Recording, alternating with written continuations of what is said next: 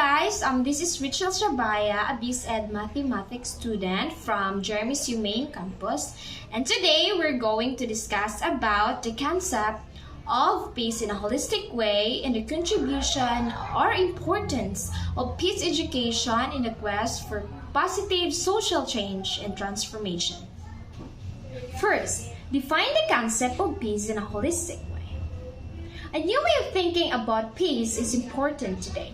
It is important to recognize the influence of our own perception of peace as a condition and a value. It's because our thoughts influence how we feel, what we do, how we interact with other people, and how we live. In order to address our current issues, Fritz of Capra argues in his widely read books, the turning point that a shift in perspective is required with regard to both conception and values. The most basic and widely held definition of peace was that it was defined as the absence of death and damage brought by a war of physical or direct violence. Standing in the late 1960s, a different perspective began to take shape. The focus began to shift from direct to structural violence, or the ways in which people are affected by violence that is ingrained in the society through its social, political, and economic structures. It was understood that deaths and deformities were not just the result of conflict and overt violence. The conditions that followed structural violence are extremely poverty, starvation, preventable diseases, prejudice towards minority groups, and denial of human rights also contributed to death and misery. It was also understood that the world with these characteristics is one in which there is no peace or human security.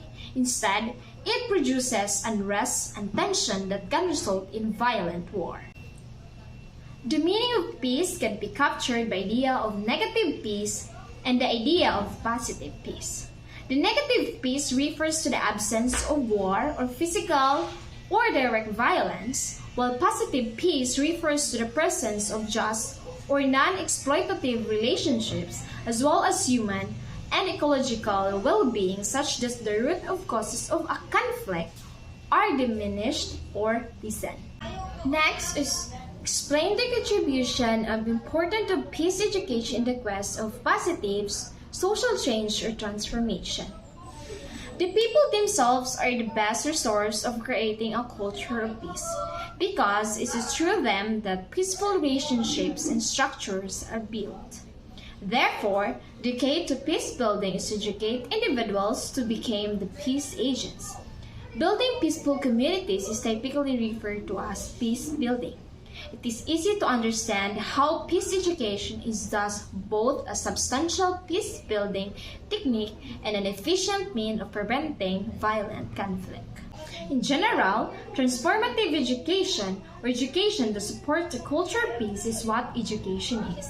It cultivates information-based abilities, attitudes, and values that aim to change people's mindset, attitudes, and behaviors that in the first place either generated or made violent conflict worse. It works to bring about this transformation by increasing people's knowledge, understanding, fostering concern, and challenging them to take personal or societal actions that will help them live, interact, and build structures that actually uphold non-violence, justice, environmental protection, and other peace values. So that's all for today, guys, and I hope you learned a lot of things about my discussion, a little discussion. So see you in my next vlog, and thank you for listening. Bye!